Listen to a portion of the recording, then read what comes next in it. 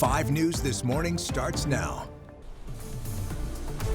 A multi-million-dollar bond package is now headed to a citywide vote in Fayetteville. We'll tell you what's in it and why the city says it's necessary coming up. And high temperatures over the next couple of days, a little bit warmer than days past, but notice Friday through Sunday a little bit cooler because of more cloud cover and some chances of rainfall. We'll talk more about those chances of rain coming up.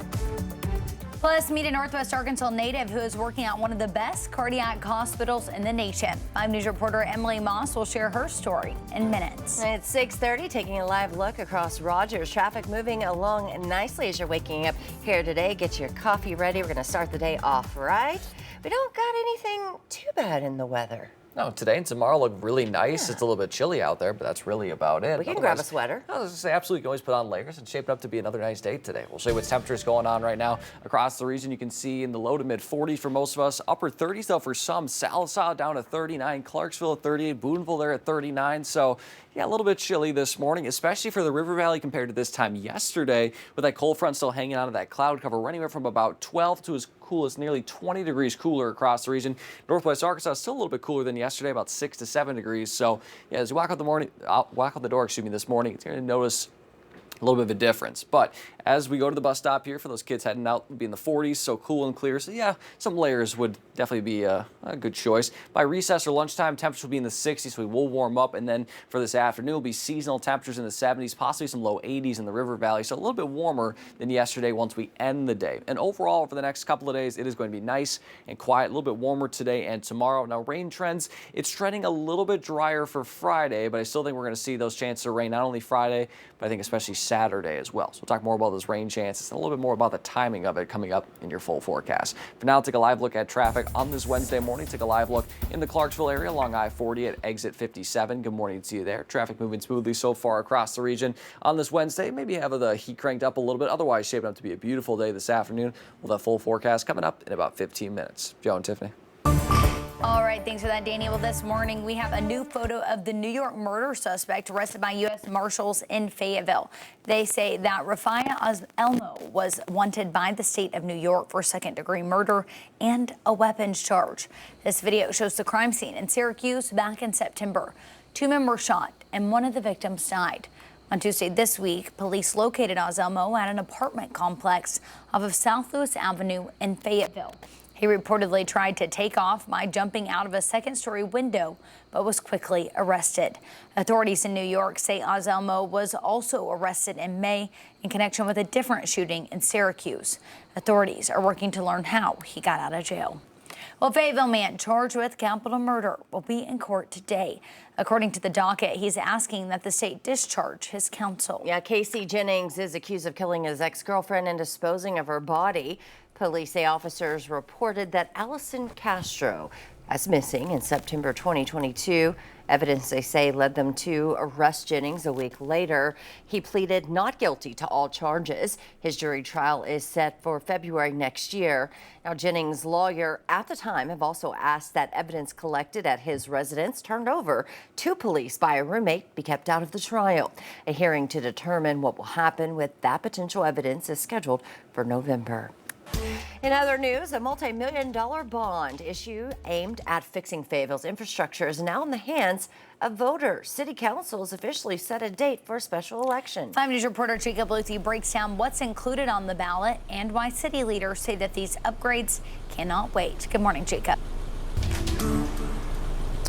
Good morning, Tiffany. Good morning, Joe. Yeah, that bond package is set around $300 million, and it looks to fund various infrastructure projects around the city of Fayetteville, including the water and sewer, its roads, the fire department, animal services.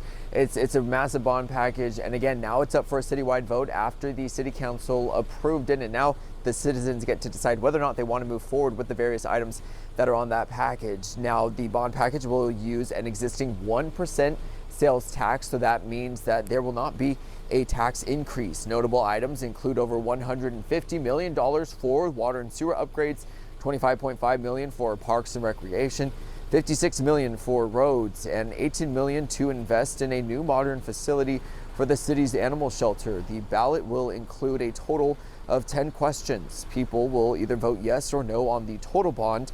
and then individually on what they'd like to see the money go towards. The city says that Fayetteville is growing fast. The infrastructure needs to keep pace, noting that a lot of the systems relied on every day by residents need significant repair. Single thing that we need to do in this city, whether it be housing or any other sort of way to go about smart growth, really all comes back to infrastructure first. And so this bond is going to allow us to fund those critical infrastructure needs. Now, after last night's vote, Mayor Ron says it is now in the hands of citizens. This special election will be held next March 6th of 2026. But for now, I'm live in Fayetteville. Covering news where you live, Jacob Luthi, 5 News. Thank you for that update, Jacob. Now, continuing coverage this morning, Sequoia County District Attorney Jack Thorpe says his office is looking into the allegations of sexual assault at a Sallisaw Elementary School. Now, the superintendent there saying the incident happened during recess last week at Eastside Elementary. The alleged victim's mother talked to 5 News and said her son was violated and is demanding more action from school leaders. We talked to an attorney representing another student allegedly involved who says the accusations are false and sensationalized. He urged the community to let due process take its course. Hope that people will appreciate how sensitive this is, given that we are talking about 11-year-old children, and we are talking about an incident that happened in the wide open, in front of people, in front of staff. The county district attorney said he cannot comment on specifics of the investigation because it is a juvenile matter. Of course, we'll keep you updated on the investigation right here at 5 News. Well, in Central Arkansas, the Democratic Party is taking Governor Sarah Huckabee Sanders and Secretary of State Cole Jester to court over a vacant seat in the Arkansas House.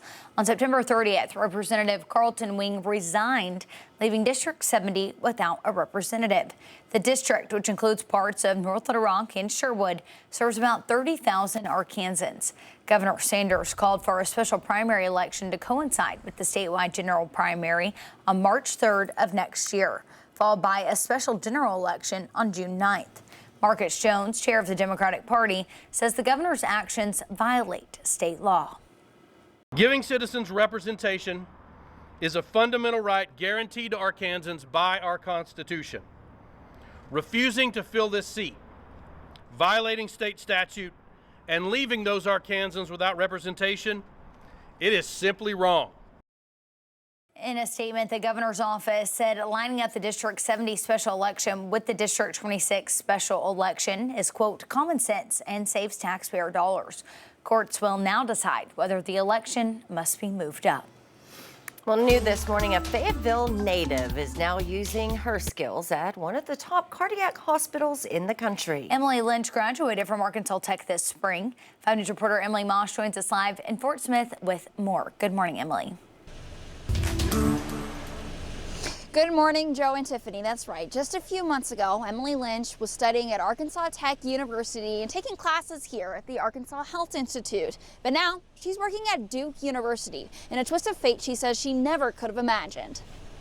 When the recruiter called and offered me the position, I don't think I even said anything for a minute. Fayetteville native Emily Lynch is one of the newest recruits at Duke University Hospital after graduating from Arkansas Tech this spring. Lynch was drawn to cardiac health through her mother's personal health struggles. My mother, she was born with Wolff Parkinson's White and had her first procedure for it when I was a teenager. In 2024, Lynch decided to completely change career paths from media to heart health, applying at the Arkansas Tech's cardiac sonography program. Through the next year, she studied and trained, leading her to graduation week, when her expected job fell through and she was left to search for the next step. So I went home and I looked up all of the top places in the country and to see which ones had opening positions. And that's when Duke called, offering Lynch the opportunity of a lifetime at one of the top 20 cardiac hospitals in the country. There are people that I'm working with that are part of the teams that determine the American Heart Association guidelines that everybody else in the country is following. For Lynch, she's using this experience to learn and grow. And one day, she hopes she can pay it forward. I can see one day coming home and bringing the knowledge and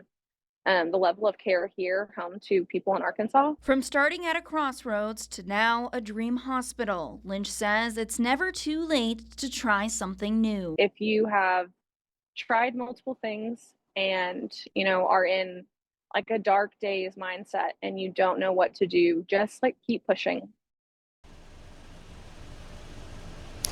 And her instructors tell me that they were always really impressed by Lynch, and they're not surprised that she was so successful, but they're hopeful that her story will inspire others to start using their program. Back to you.